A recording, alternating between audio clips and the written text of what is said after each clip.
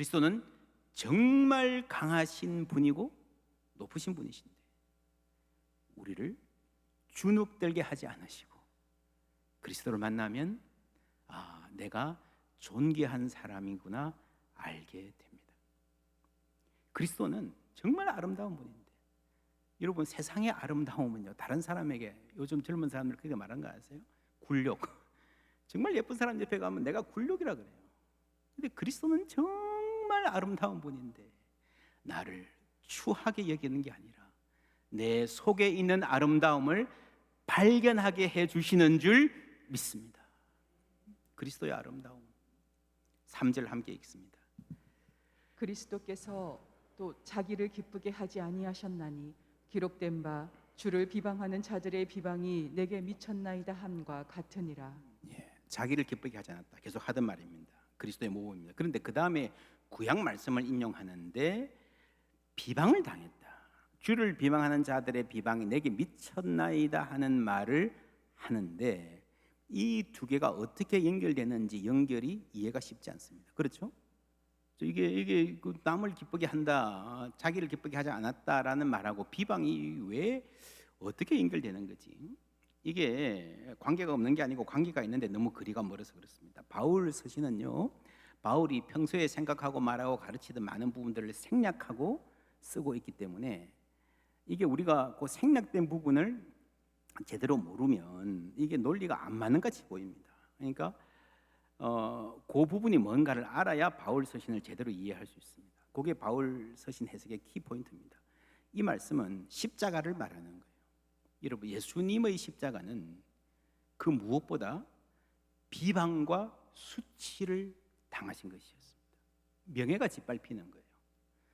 여러분, 이런 찬송이 있습니다. Above all, 영어로 Above all, 아주 유명한 찬송인데 한글로 번역하면 짓밟힌 장미꽃처럼 나를 위해 죽으셨네. 무슨 말일까요? 예수님이 짓밟힌 장미꽃 같다. 물론 예수님의 몸이 부스러지고 짓밟히고 찢기고 상한 것을 말합니다. 그러나 나아가서 예수님의 존재 전체가 짓밟힌 거예요. 특별히 그 명예가 짓밟힌 거예요. 여러분, 사람이 대중 앞에서 뺨을 맞으면요, 볼이 아픈 걸 잘 모릅니다. 왜요? 창피해서, 수치스러워서. 그게 명예가 짓밟히는 거예요. 그게 훨씬 더 심각하고 큰 겁니다. 대부분 그렇습니다.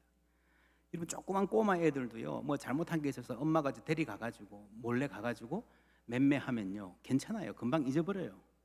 그런데 잘못했다고 막 어른들이 있는 데서, 친구들 있는 데서 막 야단치면요 엄마가 용서받기 힘듭니다. 아시죠, 여러분? 여러분, 조그만 꼬마들한테도요 명예가 그렇게 중요하다는 거예요. 우리 모든 사람이 다 포기해도 끝까지 포기하기 힘든 게 내가 옳다, 내가 그렇게 틀리지 않았다, 내가 그렇게 형편없는 사람이 아니다, 그게 자기의거든요. 어떤 사람들은 그래서 결백하다는 걸 보이기 위해서 목숨까지 내놓잖아요. 자살하잖아요. 왜 그렇습니까? 그게 인간인 겁니다.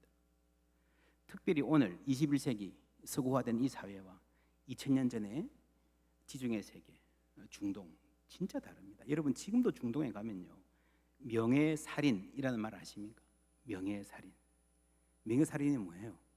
집안의 명예를 지키기 위해서 내 동생이 부끄러운 일을 당했다면 오빠들이 동생을 죽이는 거예요. 정말 심각한, 정말 말도 안 되는 일인데 그거를 명예라고 그래요. 명예라고. 그래서 여러분, 2000년 전에 이 지중해 세계에서 명예가 얼마나 소중했는가는 우리가 상상도 못할 정도로 심각한 주제입니다. 의로우신 예수님이 죄인의 자리에 가신 것, 그게 십자가입니다. 짓밟히신 겁니다. 존재 전체가, 특별히 명예가 짓밟히신 것입니다. 그렇게 해서 예수님이 우리 삶의 디딤돌이 되어주신 줄 믿습니다. 예수님이 짓밟히고 우리를 세워주신 거예요. 우리를 하나님 앞에 세워주신 거예요. 우리가 착한 일을 잘 안 해보다가 처음 할 때는요, 내가 이거 하면, 내가 요거 양보하면 사람들이 박수 쳐줄 것이다 생각합니다. 그런데요, 안 그럴 때가 있어요.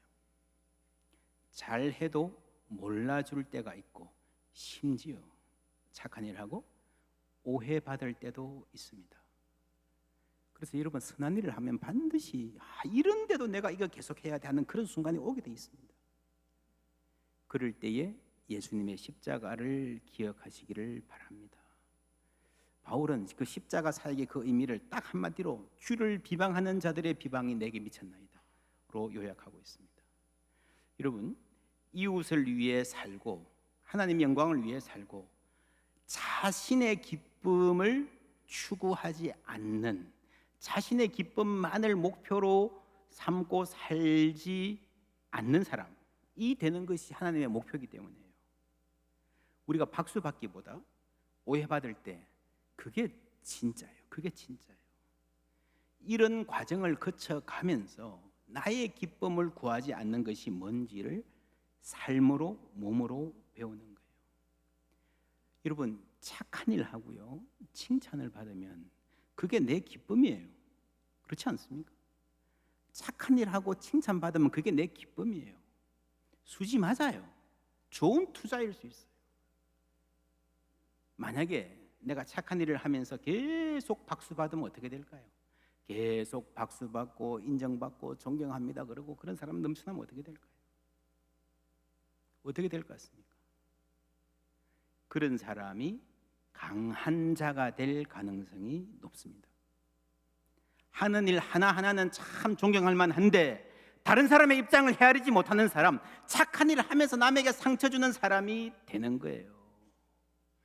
착한 일은 많이 하는데 함께 있기는 부담스러운 숨막히는 사람이 될 수 있습니다. 그래서 그리스도의 십자가는 내가 영웅이 되는, 내가 주인공이 되고 히어로가 되는 길을 차단하심으로써 나를 보호하시고 나를 성장하게 하시는 줄 믿습니다. 그 좌절을 겪어보지 않았다면 저분이 오늘 어떻게 됐을까? 여러분 그런 생각이 있잖아요. 내가 어떻게 됐을까? 오늘 말씀은 유대인과 이방인의 문제와 관련이 깊습니다. 바울은 로마서 전체에서 특별히 9장, 10장, 11장에서 유대인과 이방인의 문제를 집중적으로 다루었습니다. 근데 그때 나왔던 이 문제, 유대인, 이방이라는 단어가 이 14장, 15장에는 잘 안 나와요. 대략 학자들이 이렇게 분석합니다. 강한 자와 약한 자가 있으면 강한 자들은 신앙적 태도가 좀 자유로웠던 사람들, 약한 자들은 엄격했던 사람들이고요. 아무래도 이방인 중에 이 자유로운 사람들이 많았을 것이고 유대인들 중에 엄격하게 사는 사람들이 많았을 것이다. 이해가 가죠? 유대율법의 전통에 있으니까. 그리고 주도권이라는 점에서요, 강한 자들이 교회를 주도하고 약한 자들, 유대인들은 좀 소외되었던 것 같다라고 하는 분석이 주류입니다. 대부분의 주석가들이 이렇게 말합니다. 영향력에서 유대인들이 소외되었다는 것은 이런 배경일 수 있습니다. 본래 교회가 출발할 때는 유대인 중심이었는데 시간이 지나가면서 점점 이방인이 늘어나는 거예요. 주도권이 저쪽으로 넘어가는 거예요. 그러니까 그 중에서 좀 엄격한 사람들은 더 마음을 닫고 그거 아니야, 너희들 잘 몰라서 그래, 우리가 맞아라고 하는 그런 더 꼬장꼬장해지는 그런 경향을 보일 수 있습니다. 그런데 이 현상이 로마 교회에서는 이런 역전 현상이 더 빨리, 더 심각하게, 더 드라마틱하게 일어났던 것 같습니다. 클로디우스 황제가 로마에 사는 유대인 추방령을 내렸거든요. 그 후에 클로디우스가 죽고 그 양아들 네로가 즉위했을 때에 이제 황제가 바뀌었으니까 이전 황제의 추방령이 유야무야돼 가지고 유대인들이 다시 돌아올 수 있었습니다. 아마 돌아올 때는 우리가 이제 가서 교회를 재건하자, 형편없이 있는 교회를 재건하자 하는 생각으로 돌아왔을 거예요. 근데 와보니 교회가 더 성장하고 잘 돌아가고 있는 거예요. 그리고 이방인 일색으로 채워져 있습니다. 요즘 말로 하면은 당회원이 전부 이방인이야.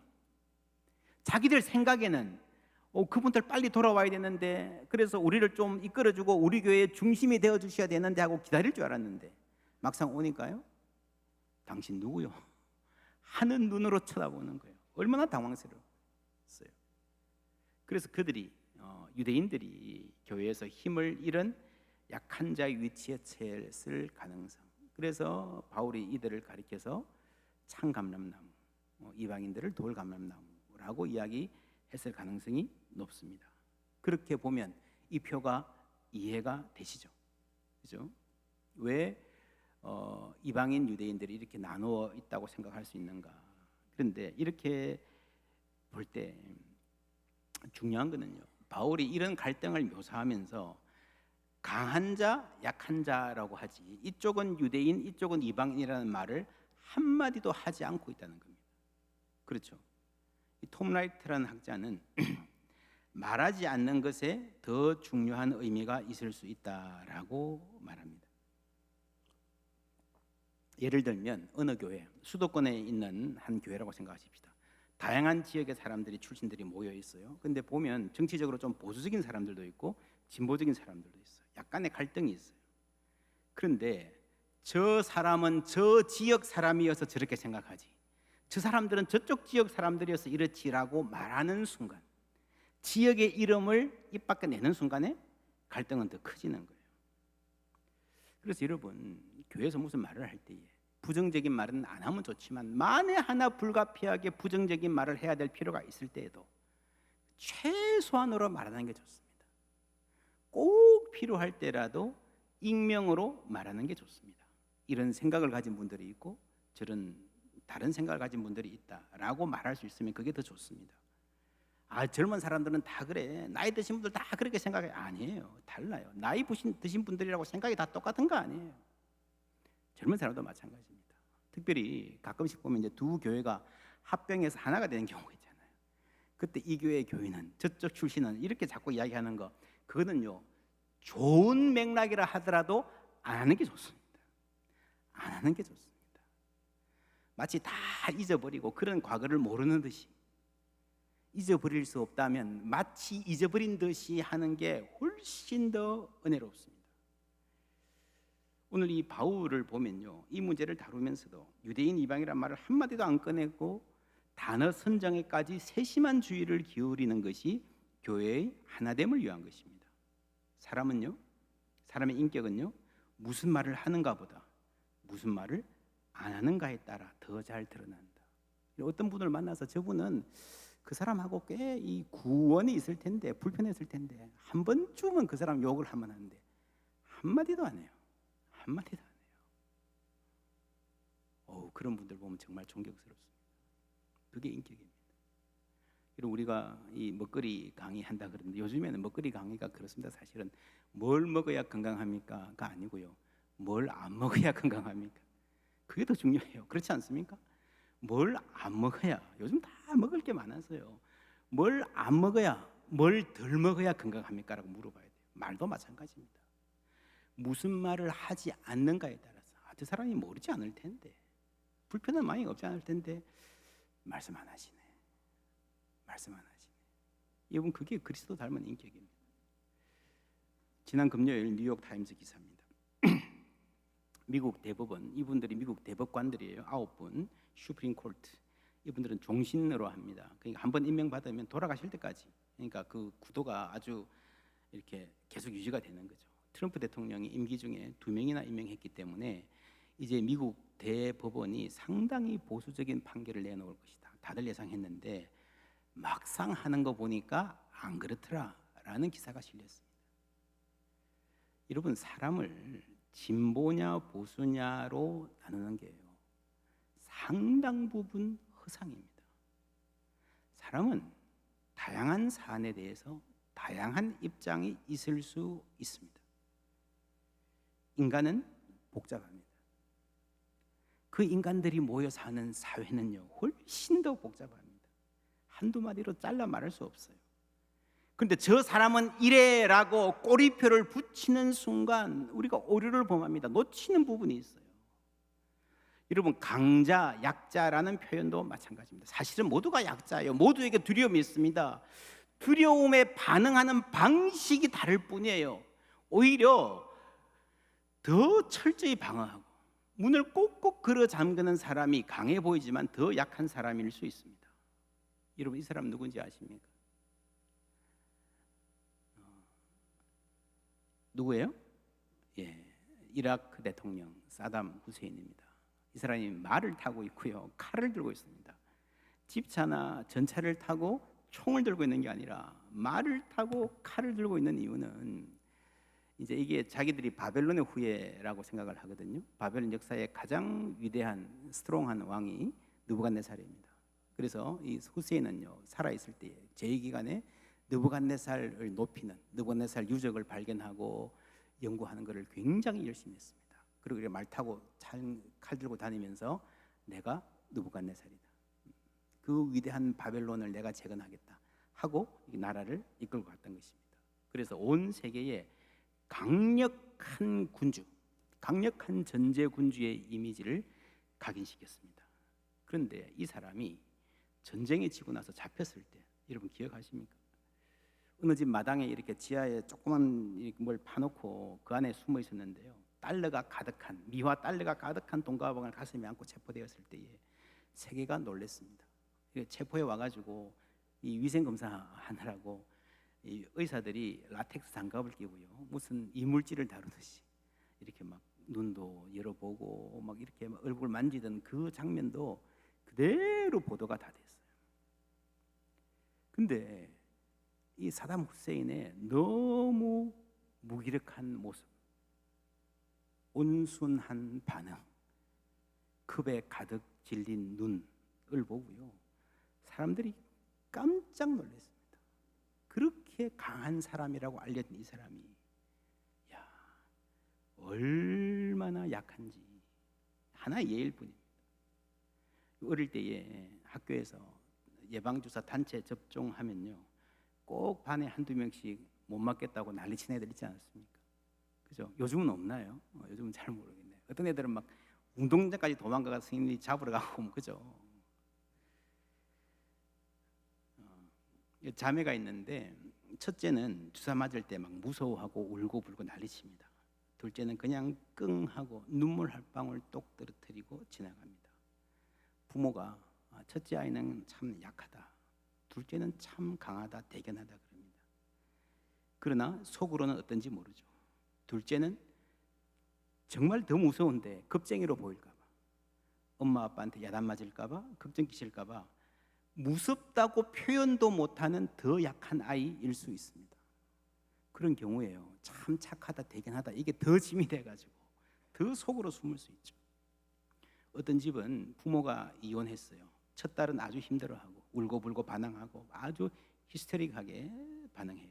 둘째 딸은 차분하게 속으로 사귀고 엄마 나는 괜찮아, 오히려 엄마를 위로하고 그래요. 강한 것인가? 몰라요. 한 2, 3년 지나고 보니까 첫 딸은 다 회복이 돼가지고 생글생글 웃고 다녀요. 언제 그런 일이 있으냐는 듯이. 둘째는 계속 그 그늘에 짓눌려 있습니다. 평생 갈 수도 있습니다. 여러분, 내상이 깊다 그러잖아요. 쉬운 말로 속으로 골병든다는 거죠. 인간의 몸만 아니라 마음도 그럴 수 있습니다. 예수님은 이런 우리 모두를, 한 사람 한 사람을, 약한 반응, 강한 반응 보이는 모두를, 참으로 미묘하고 복잡한 심사를 가진 우리 모두를 구원하시고 회복하시고 치유해 주시는 줄 믿습니다. 우리를 사랑해 주십니다. 그리고 우리로 하여금 사랑하며 살게 하시는 거예요. 사랑 받기만 해서는 안 되고요, 사랑을 받고 사랑을 하는 과정에서 우리가 치유되는 것입니다. 오늘의 말씀, 강함에 대한 말씀을 적용하면요, 여러분, 힘이 생길수록 이웃을 위해 쓰는 비율을 늘려 가십시오. 내가 열심히 일해서 또 하나님이 복 주셔서 조금 경제적인 여유가 생겼어요. 저축도 하고 나를 위해 쓰는 것 좋습니다. 그러나 그걸 전부 다 나를 위해서만 쓰면요, 공허합니다. 그렇게 쓰기 시작하면 여러분, 아무리 많은 재물이 주어져도 불만과 불안은 더 커질 것입니다. 그래서 여윳돈이 생기면 그 중에서 조금은 이웃을 위해서는 습관을 들이시는 게 좋습니다. 그 조금이 얼마인가는 자신이 정하십시오. 할 수만 있으면 그 비율을 늘려 가시는 게 좋습니다.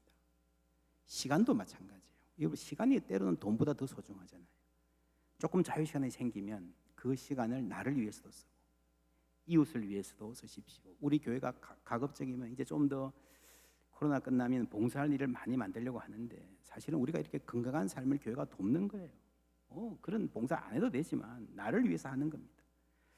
영향력도 힘입니다. 여러분 직장에서 직급이 조금 올라가면요, 그만큼 나에게 힘이 생기는 거잖아요. 영향력이. 그 영향력을 이용해서 누군가를 격려해주고 길을 열어주는, 여러분 그런 사람이 되기를 위해서 기도하십시오. 사람이 본래 그렇습니다. 내가 나를 위해서 요만큼 더 올라가려고 해도 그렇게 힘든데 내가 누구를 밀어주면요, 조금만 힘 줘도요 쑥쑥 도와줄 수 있습니다. 여러분 그렇게 사는 거예요. 하나님이 나에게 힘을 주시면 그 늘어나는 힘만큼 선한 영향력을 위해서 사용하시기를 주님의 이름으로 축원합니다. 여러분 우리도 그러지 않습니까? 나는 참 실력 있고 열심히 하는데 왜 사람들이 몰라주지? 조금 위에 있는 사람들이 좀 관심을 가져주면요 달라질 수 있습니다. 그래서 우리가 평생 살면서, 평생 직장 생활하고 평생 사업하면서 적어도 몇 사람이라도 내가 좀 밀어주고 내가 좀 키워주고 내가 좀 세워준 사람이 있어야 됩니다. 그리스도인들. 그것이 이웃을 기쁘게 하는 삶인 줄 믿습니다. 그것이 그리스도를 본받는 삶, 작은 차원에서 시작할 수 있는 거예요. 7절 말씀 함께 읽습니다. 그러므로 그리스도께서 우리를 받아 하나님께 영광을 돌리심과 같이 너희도 서로 받으라. 네, 서로 받으라. 이 말씀이 핵심인데 어떻게 서로 받는가? 첫 번째 뭐예요? 서로 비판하거나 업신여기지 말라. 지난주에는 걸림돌이 되지 말라 했고요. 오늘은 세 번째로 서로를 기쁘게 하라라고 고민했습니다. 이렇게 살아갈 때에 어떤 결과가 생기는가? 8절부터 11절까지 함께 읽습니다. 내가 말하노니 그리스도께서 하나님의 진실하심을 위하여 할례의 추종자가 되셨으니 이는 조상들에게 주신 약속들을 견고하게 하시고 이방인들도 그 긍휼하심으로 말미암아 하나님께 영광을 돌리게 하려 하심이라. 기록된 바 그러므로 내가 열방 중에서 주께 감사하고 주의 이름을 찬송하리로다 함과 같으니라. 또 이르되 열방들아 주의 백성과 함께 즐거워하라 하였으며 또 모든 열방들아 주를 찬양하며 모든 백성들아 그를 찬송하라 하였으며. 아멘. 예, 이 말씀 세세하게 강의할 시간은 없지만 그냥 쭉 읽으셔도 단어들이 눈에 보이실 겁니다. 찬송하라, 찬양하라, 감사하라, 하나님을 즐거워하는, 그죠? 하나님께 영광을 돌리는, 전부 다 예배에 대한 말씀입니다. 요약하면 우리가 서로 진정으로 받아들일 때에 하나님이 영광 받으실 거라는 겁니다. 우리의 삶이 예배가 될 것입니다. 유대인과 이방인이 함께 예배하게 될 것입니다.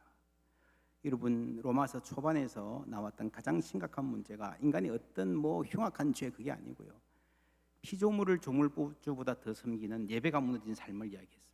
그리스도께서 우리를 회복시키시고 하나님 백성 삼으실 때에 이제 우리가 제자리를 찾아서 하나님을 제대로 예배하는 백성이 된다는 말씀입니다. 이것이 로마서 전체의 결론입니다. 이제 인내와 위로의 하나님이 너희로 그리스도 예수를 본받아 뭐라고요? 서로 뜻이 같게 하여 주사. 이렇게 부대끼는 삶을 통해서 주님께 순종하면서 뜻이 같아지는 거예요. 그리고 한 마음과 한 입으로 하나님 곧 우리 주 예수 그리스도의 아버지께 영광을 돌리게 하려 하노라. 할렐루야. 한 마음과 한 입으로 하나님께 영광 돌리는 공동체를 세우는 것이 바울의 필생의 사명이었고, 그래서 로마서를 쓰는 거예요. 다시 정리합니다. 그러므로 그리스도께서 우리를 받아, 이게 구원이죠. 하나님께 영광을 돌리심과 같이 예배의 삶이죠. 영광의 삶. 너희도 서로 받으라. 우리에게 주시는 권면입니다. 모든 신학이 여기에 녹아 있습니다. 어떻게 서로를 받는가? 첫 번째 뭐예요? 비판하거나 업신여기지 말라. 둘째, 걸림돌이 되지 말라. 세 번째, 서로를 기쁘게 하라. 삶 자체가 바뀌어야 되는 거예요. 나의 기쁨, 나의 즐거움, 나의 만족만을 위해 살던 삶이 서로를 기쁘게 하는 삶으로 바뀔 때에 하나님이 영광 받으시는 겁니다. 그러면 우리가 예배의 삶, 하나님께 영광 돌리는 삶을 살게 될 것이다. 너희 몸을 하나님이 기뻐하시는 거룩한 산 제물로 드려라. 할렐루야. 그 말씀이 우리 가운데 아름답게 성취되기를 주님의 이름으로 축원합니다.